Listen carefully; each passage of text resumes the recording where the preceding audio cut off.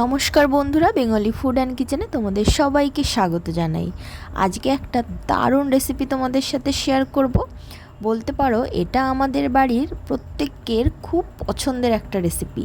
আর এই রেসিপিটা কিন্তু আমাদের বাড়িতে প্রায়ই হয়ে থাকে। আর এটা আমার মায়ের হাতের বেস্ট একটা রেসিপি, যেটা আমাদের সবার ভীষণ ভীষণ ভীষণ ভালো লাগে। তো আজকে আমি তোমাদের সাথে শেয়ার করব আমার মায়ের হাতের কই মাছ ভাপা। আমার মা কিভাবে কই মাছ ভাপা করে সেটাই ভাবলাম তোমাদের সাথে শেয়ার করি। তো দেখো, বাজার থেকে বড় বড় এক একটা কই মাছ নিয়ে এসছে। উফ, দেখে একেবারে লোভ লেগে যাচ্ছে।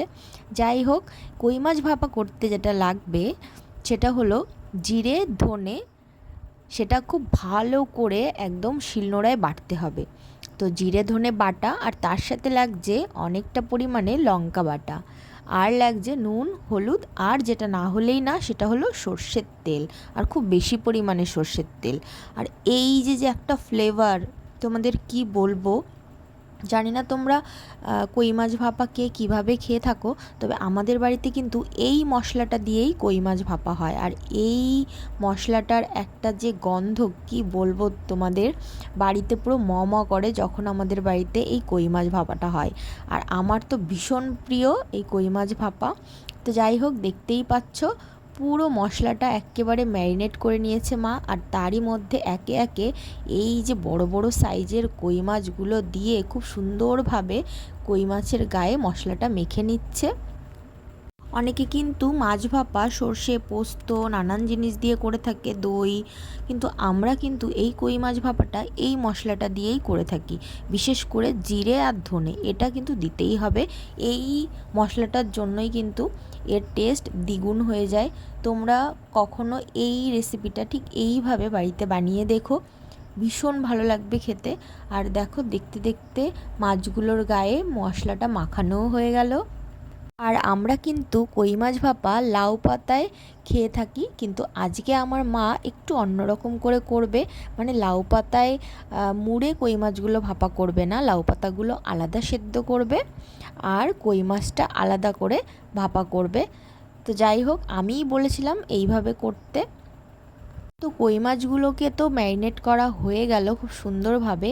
এবার এটাকে খুব ভালোভাবে একটা টিফিন কারিতে ভরতে হবে, আর তারপর এটাকে খুব সুন্দরভাবে ভাপা করতে হবে। তো মা কিন্তু এই কই মাছগুলোকে টিফিন কারির মধ্যে দিয়ে তারপর কিন্তু ভাতের মধ্যে দিয়েই ভাপা করবে। আমরা কিন্তু এভাবেই করে থাকি। তোমরা কে কীভাবে ভাপা করো আমাকে কিন্তু কমেন্ট করে অবশ্যই জানিও। আর দেখো, এদিকে তো মা টেনশানে পড়ে গেল যে এত বড় বড় কই, আর মায়ের কাছে টিফিন কারিগুলোর সাইজ একদম ছোট হয়ে গেছে। সেই জন্য দেরি না করে দুটো টিফিন কারি নিয়ে নিয়েছে। তারপরেও ভাবছিল যে হবে কি হবে না, যেহেতু মাছগুলো অনেকটা পরিমাণে বড়।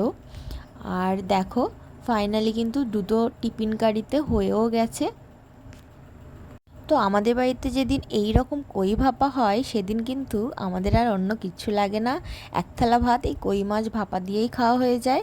আর এই যে দেখো, দেখতে দেখতে টিফিন কারিগুলো একদম কই মাছ দিয়ে খুব সুন্দরভাবে সেট করে নিয়েছে মা। এবার এটাকে ঢাকনা দিয়ে আটকে তারপর ভাপা করতে দেবে। আর ওদিকে কিন্তু লাউ পাতাও আলাদা মা ভাপা করবে। তো চলো তোমাদেরকেও দেখাই কই মাছটা ভাপা করার পরে ফাইনাল রেজাল্টটা কি হয় আর কেমন লাগে দেখতে। তো এই যে দেখো, ফাইনালি ভাপা হয়ে গেছে, আর সব মাছগুলো টিফিন কারি থেকে ঢেলেও নিয়েছি একটা পাত্রে। আর এই যে দেখো ফাইনাল লুক। তো এই ছিল আজকে খুব সিম্পলভাবে কই মাছ ভাপা, অথচ এত ভালো খেতে, তোমাদের কি বলবো। বাড়িতে একবার জাস্ট ট্রাই করে দেখো, আঙুল চাটতে থাকবে। আর আমার মায়ের হাতের এই কই মাছ ভাপাটা আমাদের তো ভীষণই ভালো লাগে। সত্যি বলতে কই মাছগুলো খুবই টেস্টি ছিল, আর এত বড় বড় সাইজের কই মাছগুলো ছিল। এখন আমি এই ভিডিওটা দেখছি আর সত্যি লোভ লাগছে। আর ওই যে বলছিলাম যে আলাদা করে লাউ পাতাও কিন্তু ভাপা করেছিল।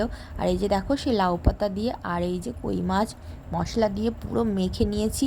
আর এই দেখো, কই মাছটা জাস্ট দেখো কি সুন্দরভাবে সেদ্ধ হয়েছে, একদম তুলতুলে নরম হয়ে গেছিলো, আর খেতে অসাধারণ লাগছিল।